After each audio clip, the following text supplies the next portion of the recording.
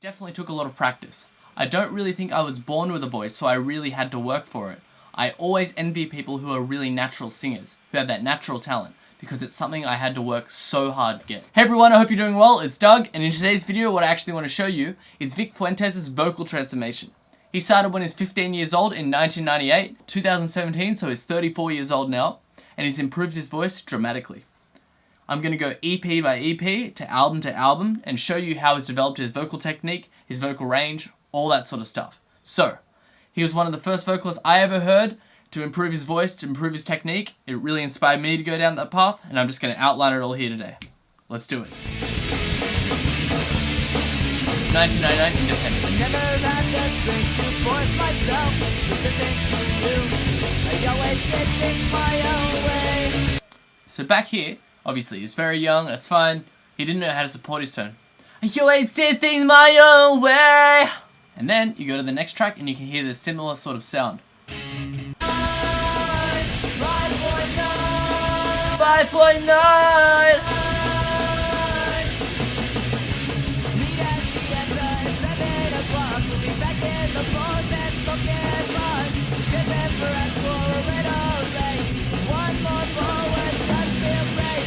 One more forward, just feel. He didn't actually understand the concept of breathing, supporting. One more ball, we just feel great. So I actually believe that Vic Fuentes has always had access to his high notes, and the reason is because I found this track called Hope for Redemption by Early Times where he hits a high B4.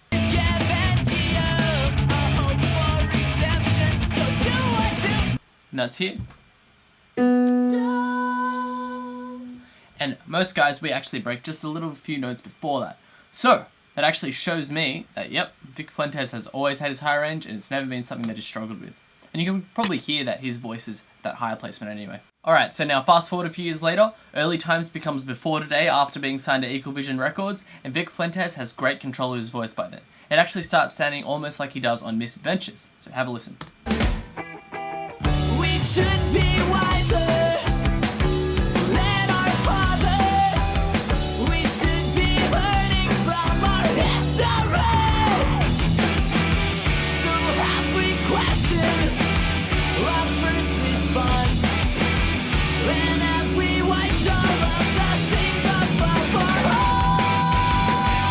By then, Vic Fuentes definitely has a supported tone, and he's become probably 3 times the vocalist he was before.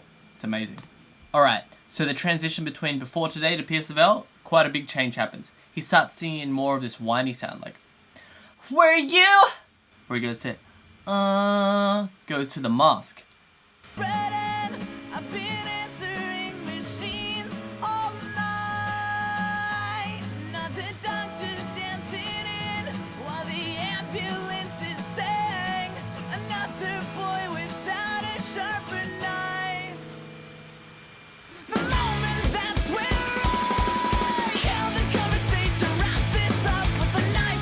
So Vic actually took his Before Today sound and put even more brightness on it and actually sings more in the mask, so more up here. Alright, now we go to Selfish Machines era. Vic Fuentes keeps pushing into this mask area. He puts it even higher up.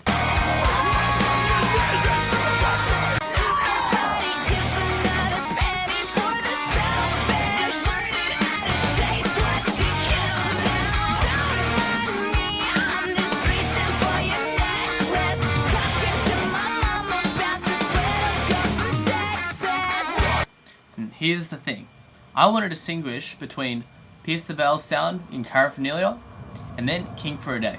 So the last 2 albums that I showed you, A Flair for the Dramatic and Selfish Machines, was just a segue into this area. King for a Day, his voice changes a lot. Not only does the pitch he's singing in lower obviously in this song, please ignore that, what I'm talking about is the vocal tone. Have a listen.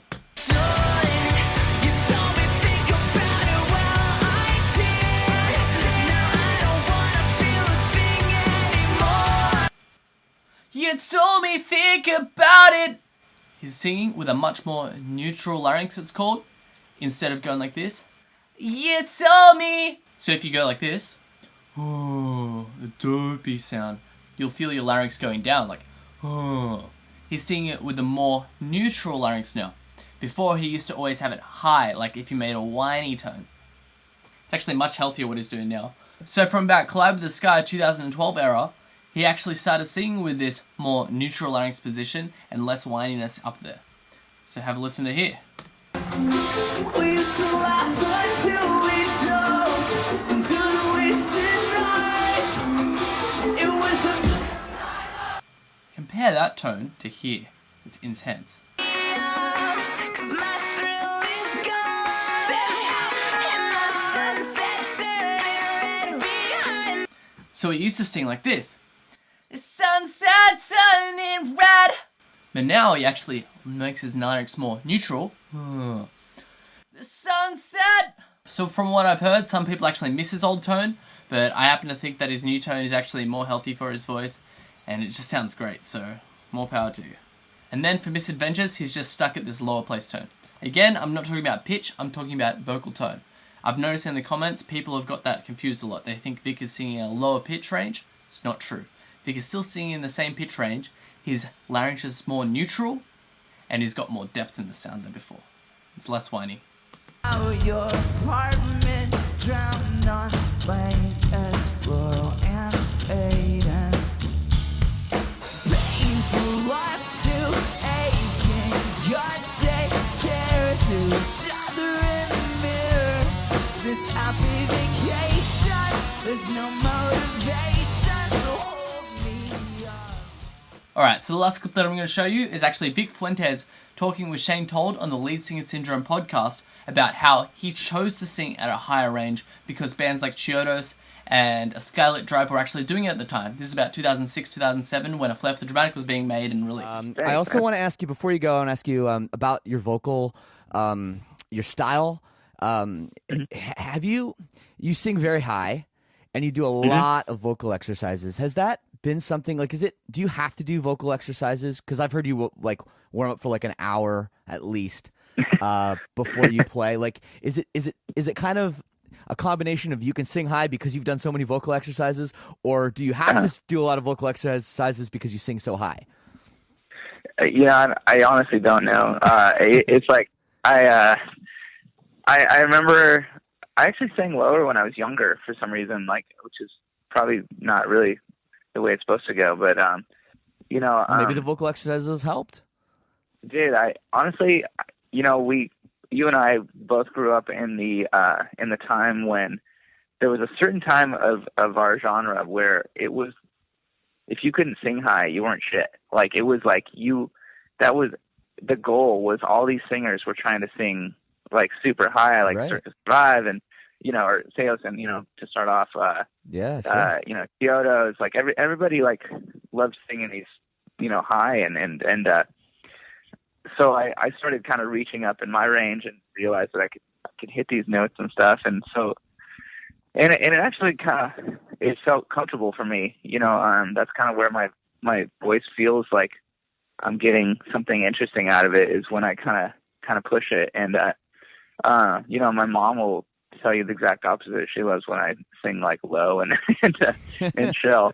But, she's always like, why don't you just sing lower? And I'm like, it doesn't sound cool, It's funny, yeah. So, that's funny. But I don't know, man. It's just, and I do have to take care of my voice a lot on tour, and there's a lot of things that I do to keep it intact and stuff, because all these songs are very, when you're doing like an hour and a half of songs that are basically pushing your Top of your range. your voice at the at maximum capabilities at all times. It's not easy. So what you actually heard there, Vic made a conscious decision to change his vocal technique, vocal tone and all that. And I actually believe that as the albums progressed, the last two albums, Collide with the Sky and Misadventures, he actually made the decision, you know what, I'm going to go for a more neutral larynx tone, more depth in just how he wants to sing. And good on him. So there's one last thing that I actually want to show you. It's an article from 2010, it's an interview with Vic, where he actually states that I definitely wasn't very good when I started, he said. This is Vic. It definitely took a lot of practice. I don't really think I was born with a voice, so I really had to work for it. I always envy people who are really natural singers, who have that natural talent, because it's something I had to work so hard to get. Me hearing that Vic Fuentes actually had to work hard for his voice really inspired me to go, oh my god, I think I can actually improve my voice. because I sounded very similar to him when he was 15, 16, 17, 18. He had an unsupported tone. He really didn't know what he was doing with his voice. When I saw that, it actually made me think, wow, I think I really can go and improve my voice. So I did it. So thank you, Vic, for all your work over the years, and well, the future looks bright for you. And thanks, it just really inspired me to go down this path, and just thanks for all the interviews and all the music you've put out. So anyway, that was it for today's video. Make sure to leave a comment down below on what singer you want me to do a video like this for, and I'll see you in the next one. Bye.